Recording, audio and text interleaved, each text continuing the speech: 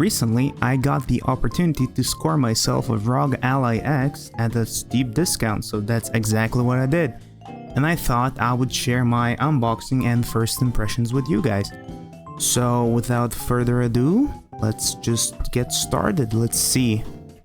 Are there anything interesting here? It's the Z1 Extreme, 1TB, this time it comes out of the box. Wi-Fi 6E and 24 gigs of RAM. That's the main reason why I kinda wanted this thing. Because the 16 in the original isn't enough in my opinion. Okay, we still have this weird looking dock thing. I did open this yesterday when I got it, so I had a little bit of a sneak peek. Okay, that's interesting. There's two of these little cardboard stands, but I didn't do anything else apart from checking it out if everything's okay, because we don't want to get another SD card debacle, do we? Okay, so we have the quick start guide, which is really similar to the original Ally. Okay, and this is the star of the show, Mr. Ally X. I really like how the black color looks on this model. What else do we get in the box? We have a charger, which seems to be exactly the same as the original Allies.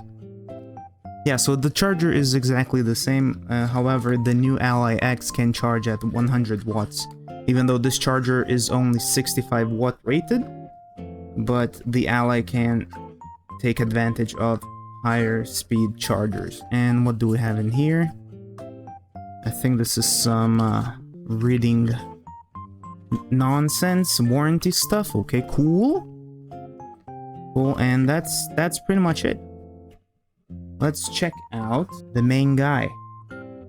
Look at my camera setup. This is so glossy, damn. Yeah, I already pre-installed a screen protector on it. Let's check it up close. So the back looks familiar. Actually, I really like the black color in this. I believe the vents are a bit bigger. Ooh, look at these tiny buttons. The previous one, which I have nearby, I mean, mine's a bit modded, but had these massive chunky buttons. Let's keep this close by for comparison. These have these tiny ones.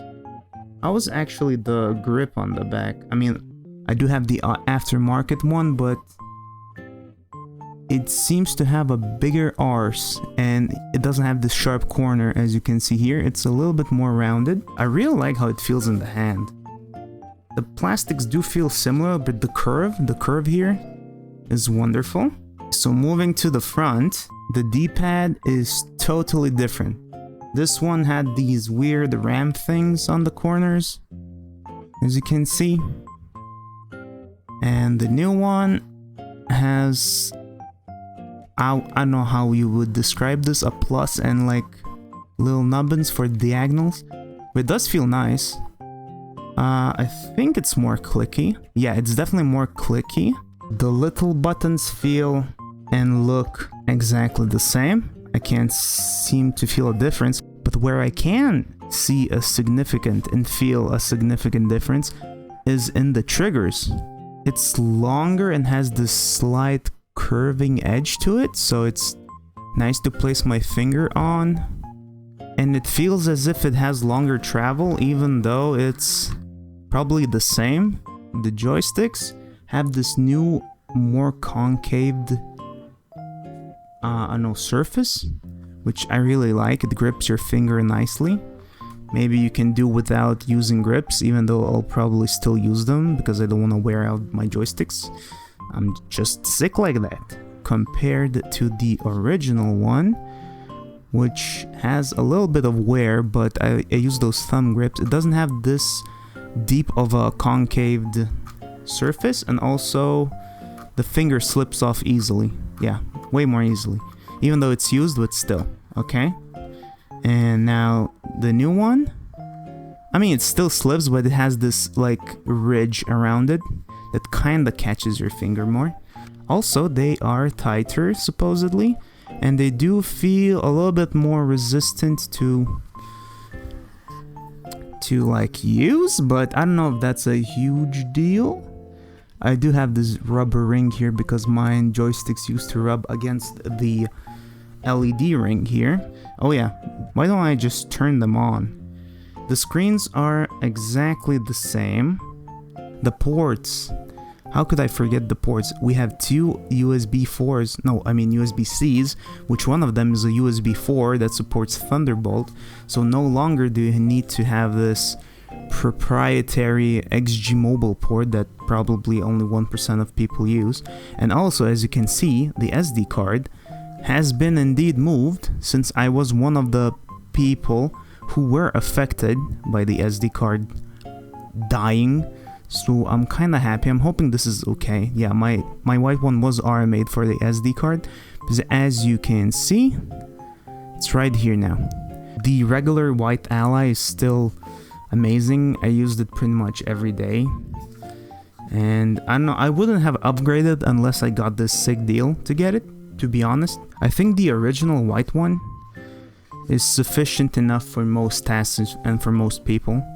Like, I really didn't need the upgrade, I just got a sick deal and wanted the extra RAM. Also, the RAM is faster, so there should be a little bit more performance on the table. Also, the new Ally X has double the battery size while only weighing like 600 grams more, which is really impressive if you ask me. So I finished setting up the X, that will be its own separate thing, and this is my Ally Y edition, because why the hell did I mod it so much and upgrade it, and now I bought the X, I'll never know. Let's conduct the most non-scientific tests ever. I have a food scale here. Let's get it to 0. And let's see. Can you see this? It says 681. Cool. Now let's get the Ally X on the scales. And it's 705. Yeah, so that's crazy. The Ally X is just around 25 grams heavier than my Ally Y edition. I'm not gonna say it's DOG because, as you saw, it is modded heavily. I'm assuming this is adding some weight, this metal backplate is also adding some weight, and I added some heatsinks for the SSD as well, so I'm not surprised. But considering that is 25 grams heavier, it's crazy because it has like double the battery life. Now for the interesting part. I launched Kingdom Come Deliverance. It's a game from 2018, so it's not that recent, but it's not too old. And I have both of them running at turbo without a charger, so at 25 watts each. And the resolution, I played this game on this before getting that, so I set it to 900p because I can't really see that big of a difference between 900p and 1080p, and with 900p we can squeeze out a little bit more than 60 FPS. So let's close this down, and as you can see just in the title screen, the Ally X is running at 77C, while the Y model is running at almost 90C. Let's quickly check. Is CPU boost is off. I can confirm CPU boost is off on both Allies. As you can see, we're already at 89 degrees on turbo. I always played with manual mode on my Ally, but in this case I haven't set up manual mode on the X. So I just want to do an apples to apples comparison. And if you look here, we're at 77C and almost 70 FPS. So it's like a 4 or 5 FPS boost. And also I just want to check the batteries. The X is at 71, while the white OG one is at 62 already. Let's just go and launch them at the same time. And we'll see which one loads first, and let's see the stats. Okay, It's exactly the same save, the same scene. And yep, the OG Ally is already at 91C, while the new X model is at 73. And it's still 5 FPS higher. So I'll just move here to get this same view.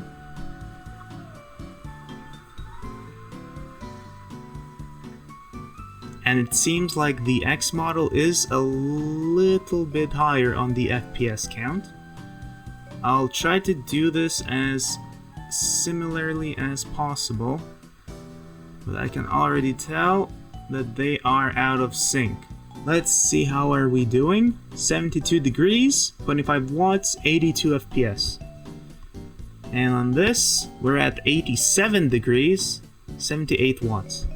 If we apply manual 25 watts, let's see what happens. The fans should kick in and the temps will definitely normalize and be a lot better. Okay, and as you can see with the manual profile, we got the temps down to 81 degrees Celsius at 69 FPS.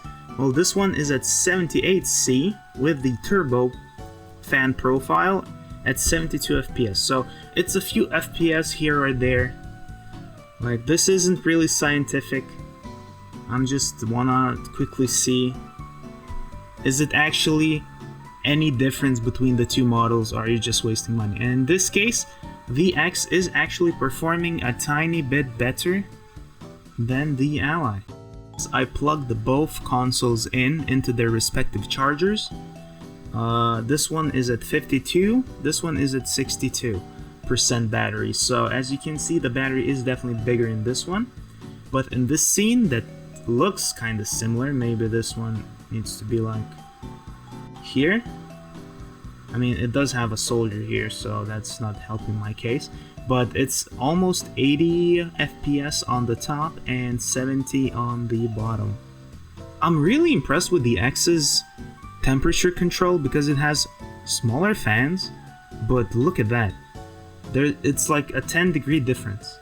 I know the airflow is restricted on both of them, maybe more so on this one, but that's still impressive. The only real difference between these two is that the white OG model is set for 4 GB of VRAM, which leaves it with 12 GB of system RAM, and the new X model was out of the box set to 8 GB of dedicated video memory, and that leaves him with 16 GB of regular RAM.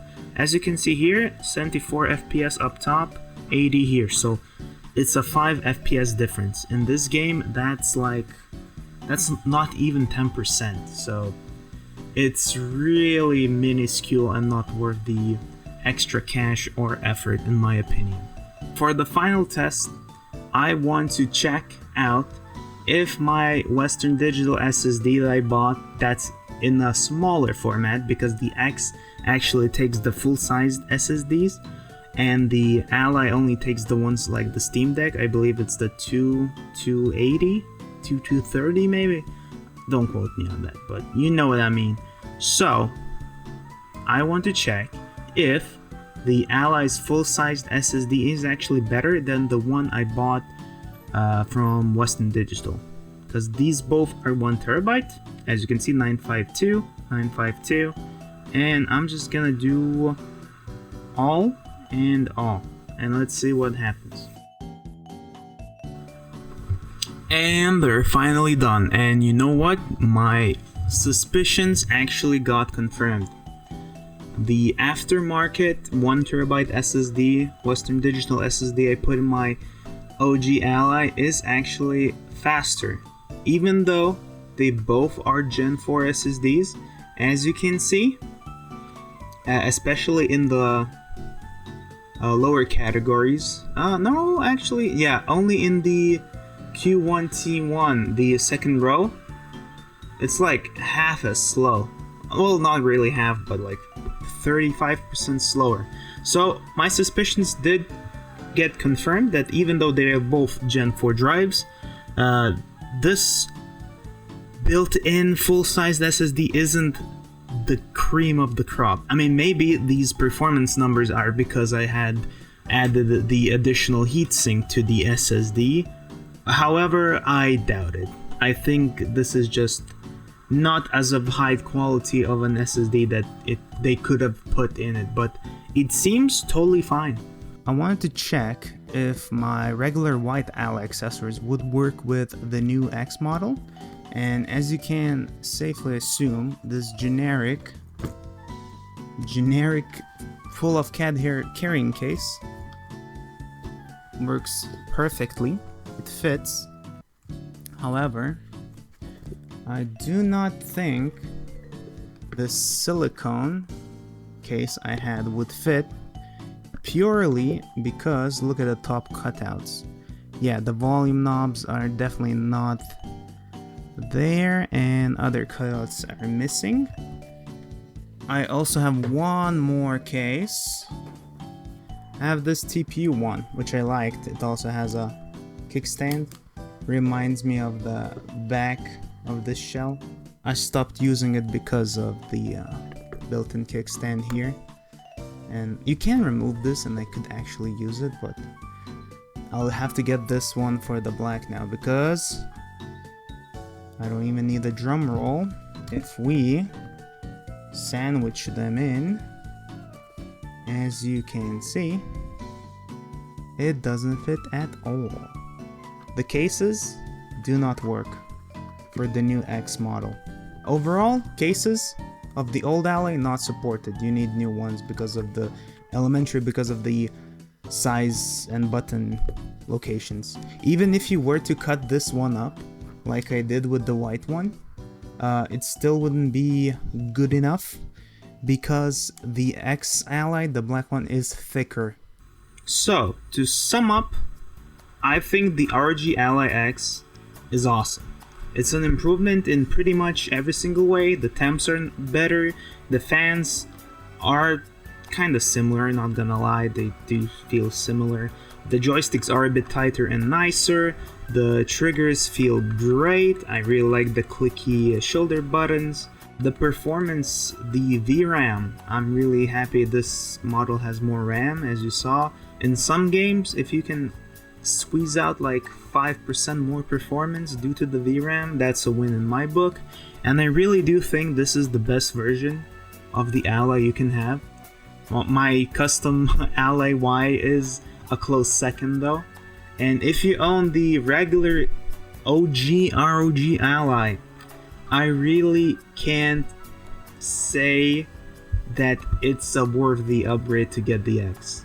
Yes, it's nice, it has double the battery, the joysticks and the buttons feel like the definitive version. It's in black color if you like that, because the white one does actually get quite easily dirtied by stuff.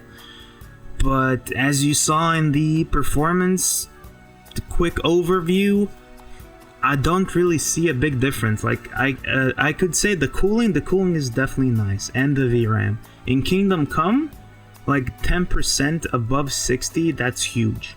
I would say that the regular OG Ally is great. Like this, I use this every day, I love it. I can't wait to use this one now, because I do love the X as well. I bought a bunch of cases, because as you can see, I am a case freak. This feels like the definitive ROG Ally that should have come here, without the SD card debacle that this one had. I actually got this one fixed from the SD card reader not working. So yeah, I have a lot of memories. Do I regret buying the X? I don't know yet. I need to use it for a bit more, but they seem really similar, and in my case I don't really care about the battery, and the only big difference is the added RAM. And that's it for my first impressions of the ROG Allies. If you want to become my ally, don't forget to subscribe, and I'll see you next time. Peace!